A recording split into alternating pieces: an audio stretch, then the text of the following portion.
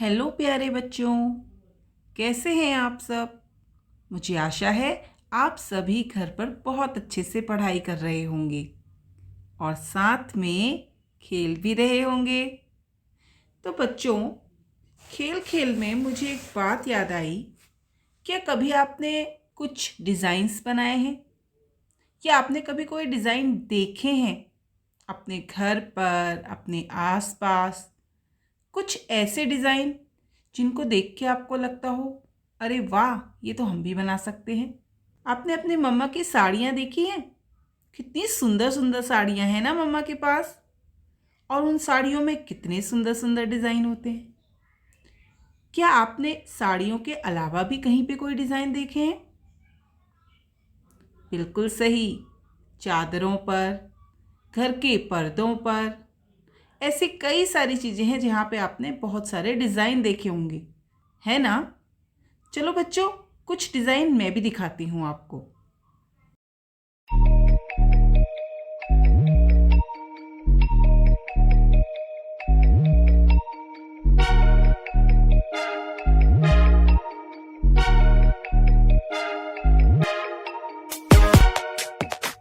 वाह, कितने सुंदर डिज़ाइन थे, है ना। हम भी तो ऐसे कुछ डिज़ाइन बना सकते हैं। चलो, मैं कुछ डिज़ाइन बनाने की कोशिश करती हूँ, आप भी कीजिए अपनी कॉपी पर। ये मैंने एक लाइन ड्रॉ की, एक लाइन मैंने और बनाई।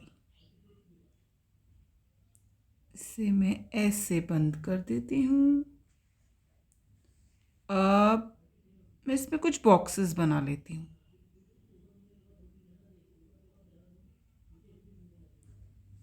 अब मैं ऐसा करती हूँ, इसमें एक सर्कल बना लेती हूँ। अब मैं इसमें एक ट्रायंगल बना लेती हूँ।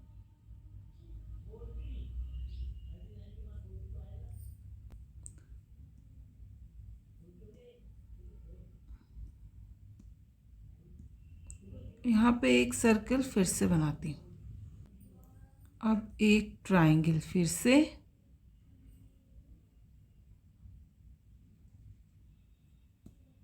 अब फिर से एक सर्कल,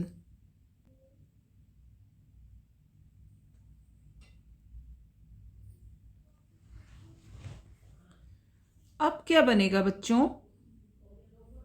क्या आप बता सकते हो? बिल्कुल सही अंदाज़ा लगाया आपने।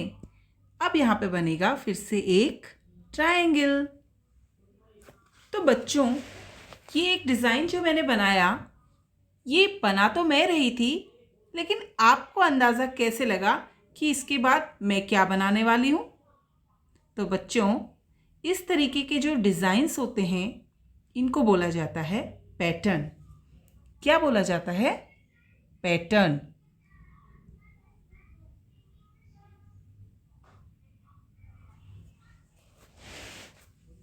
इस डिज़ाइन को देखकर आपने खुद अंदाज़ा लगाया कि अब इस सर्कल के बाद नेक्स्ट क्या बन के आने वाला है।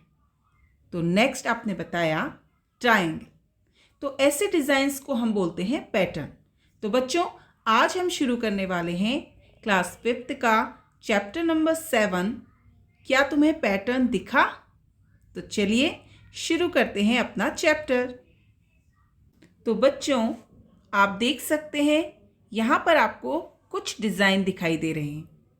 इन डिज़ाइंस में क्या अंतर है? चलिए मैं बताती हूँ। आप देखिए चित्र पहला, जिसमें आपको इस फूल का जो हिस्सा है वो ऊपर की तरफ को दिखाई दे रहा है। दूसरी तरफ फूल दाईं साइड है। तीसरी तरफ फूल उल्टी तरफ घुमा हुआ है। चौथी तरफ फूल बाईं तरफ है। पांचवी तरफ फूल फिर से अपनी वास्तविक दिशा में आ चुका है और अगली बार फिर से ये दाईं तरफ घुमा है। तो इस तरीके से ये एक पैटर्न बन गया। लेकिन इस पैटर्न की पहचान कैसे होगी? देखिए बच्चों, अब हम इसकी तुलना एक घड़ी से करते हैं। आप सभी ने घड़ी देखी है ना? घड़ी में कितने अंक होते हैं? 12। तो हम यहाँ पे एक घड़ी बना लेते हैं। तो देखिए, सबसे पहले जो फूल है वो ऊपर की तरफ है, यानी कि इस दिशा में। अब आपको पता है कि घड़ी की सुई 1/4 घूमती है तो वो इतनी डिस्टेंस तय करती है, यानी कि 90 डिग्री का कोण। तो अब आप ध्यान से अगर देखें, अगर मैं इस फूल को 90 डिग्री के कोण पर घुमा दूं, यानी कि फूल अभी इस तरीके से है ऊपर की ओर, अब इस फूल को मैं तिरछा करके 90 डिग्री के एंगल पर, 90 डिग्री के कोण पर झुका दूं, तो ये फूल कैसे हो जाएगा? इस तरीके से हो जाएगा ना बच्चों। तो सेम यहां पर आप देखिए, ये जो घुमाव आपको दिखाई दे रहा है, ये घुमाव है 1/4 घुमाव, यानी कि 90 डिग्री का घुमाव। 1/4 घुमाव का मतलब होता है 90 अंश, क्योंकि किसी भी वृत्त के जब आप 4 भाग करते हैं तो उसका ये भाग क्या होता है? 1/4 भाग होता है। यह आपने भिन्न में पढ़ा है ना बच्चों। इसको हम लिखते हैं 1/4 भाग। और अगर हम कोण की बात करें तो कोण भी आप लोगों ने बनाने सीखे हैं कि जब भी इस तरीके का आकार बनता है, यानी कि एल शेप, तो एल शेप का जो कोण होता है वो कोण कितने का होता है? 90 अंश का। तो इसका मतलब यहां पर जो पहला घुमाव है वो 90 अंश का है। अब मैं आपको इसको थोड़ा और क्लियर करती हूं। अब हम देखते हैं क्या अगली बार भी ये 90 अंश के कोण पर ही घूमा है। चलिए देखते हैं। अब मैं इस फूल को फिर से 90 डिग्री के कोण पर झुकाना चाहती हूं, तो अब फूल की दिशा इस ओर है। अब मुझे अगर 90 अंश का कोण बनाना है तो ये इस तरीके से बनेगा। ये फिर से 90 अंश का कोण बना, लेकिन अब इसका घुमाव ऊपर से ना लेकर के हम इस दिशा से लेंगे, क्योंकि फूल अब इस दिशा में है। पहले फूल इस तरीके से था, दूसरी कंडीशन में फूल इस तरीके से है, यानी कि दाहिनी तरफ। अब हम फूल को फिर से 90 अंश के कोण पर झुकाएंगे तो घड़ी की सुई की दिशा में जब ये चलेगा, क्योंकि घड़ी किस तरीके से चलती है बच्चों? ऐसे चलती है ना घड़ी। तो अब ये जो फूल है ये फिर से 90 अंश के कोण पर झुकाव के कारण नीचे को आ जाएगा, यानी कि फूल की दिशा अब डाउन हो जाएगी इस तरीके से। तो आप यहाँ पे देख सकते हैं, पहली कंडीशन में फूल ऊपर की तरफ है, दूसरी कंडीशन में फूल दाहिनी तरफ है, तीसरी कंडीशन में फूल नीचे आ चुका है। तो अब नेक्स्ट में क्या होगा आप खुद समझ सकते हैं, क्योंकि घड़ी की सुई लगातार चल रही है। अब फूल आपका यहाँ पे आ चुका है, तो नेक्स्ट में फूल कहाँ चले जाएगा? 9 पर। कहने का मतलब है कि ये जो दिशा है अब इधर को एल बनाएगी, यानी इधर को 90 डिग्री का कोण बनाएगी। तो अब फूल यहाँ की बजाय इस तरफ को मुड़ जाएगा, तो फूल की दिशा अब ये हो जाएगी। क्लियर हो गया? तो ये आपका पैटर्न इस तरीके से चल रहा है कि फूल हर बार 90 अंश जो है क्या होता है? अपनी जगह से घूम जाता है, यानी कि 90 डिग्री के एंगल पर फूल हर बार झुक जाता है। अब क्योंकि फूल यहाँ पर है तो फिर से ये 90 अंश का कोण बनाएगा। तो अब आप एक लाइन ऐसे ड्रॉ कीजिए, और 90 अंश का कोण अगर हमें अब बनाना है तो ये फूल की ऊपर की ओर 90 डिग्री का एंगल हम बनाते हैं, और अब फूल वापस घूम करके फिर से इस कंडीशन में आ जाएगा, यानी कि 9 के बाद अब फिर से 90 अंश का कोण बनेगा। तो किस दिशा में जाएगी? 12 की दिशा में जाएगी सुई। तो इसका मतलब फूल किस ओर हो जाएगा? अब ऊपर की ओर। तो ये फूल वापस से अपनी पहले वाली कंडीशन में पहुंच गया है। और इसके बाद फिर आप देखिए, ये फिर से फूल 90 अंश के कोण में झुक गया। तो अब आप खुद से अंदाजा लगा सकते हैं कि इसका अगला वाला जो चित्र होगा, यानी कि इसके बाद जो पैटर्न कंप्लीट होगा, या पैटर्न बनेगा तो वो किस तरीके से बनेगा, ये फूल अब नीचे की ओर होगा, यानी कि फूल नीचे की तरफ बनेगा और पत्तियां उल्टी तरफ, इस तरीके से।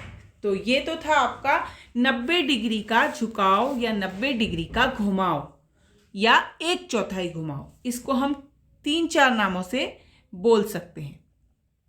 हम एक बार और इसको थोड़ा सा समझने की कोशिश करते हैं जिससे आपको ये और भी अच्छे से क्लियर हो जाए। बच्चों, पैटर्न को समझने के बहुत सारे अलग अलग तरीके हैं। उनमें से एक तरीका ये था जिसमें आपको कोण के आधार पर पता लगाना है कि आपका अगला डिज़ाइन क्या बनने वाला है। तो हम देखते हैं कि नेक्स्ट डिज़ाइन में कितने डिग्री का झुकाव दिया गया है। पहली कंडीशन में हमने घड़ी के साथ तुलना करके जाना कि 1/4 घुमाव होता है। तो जो भी चित्र आपको दिया गया है या जो भी डिज़ाइन आपको दिया गया है उसमें 90 अंश का घुमाव आपने देखा और उसी के आधार पर वो बार बार चेंज होता रहा, इस तरीके से, इस तरीके से, इस तरीके से और इस तरीके से। तो फूल की कंडीशन क्या रही, फूल एक बार यहाँ रहा, फूल एक बार यहाँ पहुँचा, तीसरे झुकाव में फूल यहाँ पहुँचा और चौथे झुकाव में फूल यहाँ, और 5वें बार वो वापस अपनी कंडीशन पर आ गया। अब हम चलते हैं दूसरे नियम की ओर। अब की बार हम 90 डिग्री ना घुमा करके फूल को कितना घुमा रहे हैं, चलिए हम ये जानते हैं। अब देखिए, सबसे पहले फूल ऊपर की दिशा की तरफ है, इस बॉक्स के अंदर। अगली बार हमने देखा तो फूल पूरा का पूरा उल्टा हो गया, इस तरीके से। तो ये क्या हुआ, फूल पूरा का पूरा उलट गया। तो आप इस घुमाव को समझिए, यानी कि घड़ी की सुई को अगर आप देखें तो सुई पहले 12 पे थी, अब सुई 6 पे पहुंच गई, यानी सुई यहाँ से डायरेक्ट यहाँ पहुंच गई। तो ये बन गई एक सीधी रेखा 12 से 6 के बीच में। तो ये जो बना, ये क्या बन गया, कितने डिग्री का कोण बन गया, सीधा कोण, सरल कोण, यानी 180 का। तो इसे हम बोलते हैं आधा घुमाव। क्यों? क्योंकि जब आप वृत्त को इस तरीके से काटते हैं सीधी रेखा से, तो ये क्या बन गया, अर्धवृत्त, यानी 2 भाग हो गए। 2 भाग हो गए इसके। इस भाग को हम क्या बोलेंगे, 1/2। और 1/2 का मतलब होता है आधा। तो पहली बार में जब आपने देखा था तो वहां 1/4 घुमाव था। अब यहां पर क्या हो रहा है, आधा घुमाव हो रहा है। आधा घुमाव, या फिर आप इसको बोल सकते हैं 180 डिग्री का घुमाव। ठीक है। तो अब इसमें क्या होगा बच्चों, जब आपका फूल पहली बार में ऊपर की ओर है तो दूसरी बार में वो पूरा का पूरा नीचे की ओर होगा, ना दाएं जाएगा ना बाएं जाएगा। तो तीसरी बार में वो फिर से आधा घूमेगा, और फिर से आधा घूमने का मतलब वो वापस से अपनी जगह पर पहुंच जाएगा, क्योंकि अब उसको इधर उधर तो कहीं जाना नहीं है। तो इस कंडीशन में क्या होगा, जो फूल है वो केवल ऊपर और नीचे, बस 2 ही दिशाओं में फूल आपका दिखाई देगा। अब हम इसको एक बार और बना के समझ लेते हैं। दूसरे नियम के अनुसार घुमाव कितना होना है, आधा घुमाव, आधा, या फिर हम इसको 180 डिग्री का घुमाव भी बोल सकते हैं। तो इसके अकॉर्डिंग इस वृत्त को अगर आप देखें तो आधे घुमाव का मतलब हो गया ये। तो एक बार फूल यहां पर, अगली बार फूल यहां पर। तो इस तरीके से ये क्या हो रहा है, आधा घुमाव ले रहा है। फिर घुमाव आधा होगा तो वापस से फूल अपनी जगह पर। तो ये पैटर्न देखिए, यहाँ पे फूल ऊपर को है, यहाँ पे फूल नीचे को है, यहाँ पे फिर से फूल ऊपर को है, यहाँ पे फूल नीचे को है, यहाँ पे फूल ऊपर को है। तो बताइए अब नेक्स्ट में फूल कहाँ जाएगा? नीचे को। बिल्कुल ठीक। तो ये आपके 2 नियम हो गए घुमाव के आधार पर। अब तीसरा नियम है 3/4 घुमाव का। 3/4 घुमाव का मतलब पहले आपको मैं वृत्त से समझाती हूं भिन्न के रूप में। सबसे पहले तो 3/4 को हम गणित की भाषा में कैसे लिखेंगे? 3/4 का मतलब होता है 4 में से 3 भाग। तो हम इस वृत्त के अगर 4 भाग करते हैं तो हम इसके 3 भागों को अगर ले रहे हैं, 1 भाग, 2 भाग और 3 भाग, तो यहां से लेकर के यहां तक ये कहलाएगा आपका 3/4 हिस्सा। और ये जो घुमाव कहलाएगा ये कहलाएगा 3/4 घुमाव। तो बच्चों अगर ये 3/4 घुमाव है तो इसमें कोण कितने का बनेगा? चलो पता लगाएं। ये है आपका वृत्त, ये इसके 4 भाग। 4 भाग का मतलब 4 समकोण, ये 90 डिग्री, ये भी 90 डिग्री और ये भी 90 डिग्री। तो यहां से यहां तक कुल कितने डिग्री बने? 90 धन 90 धन 90, यानी 90 degree plus 90 degree plus 90 degree. तो इन तीनों को अगर हम जोड़ेंगे तो कितना आएगा प्यारे बच्चों? 270 डिग्री, यानी कि 270 डिग्री, 270 डिग्री का ये घुमाव है। तो आपको ध्यान रखना है 3/4 घुमाव की बात अगर कर रहे हैं हम तो वो घुमाव कितने डिग्री का होगा? 270 डिग्री का।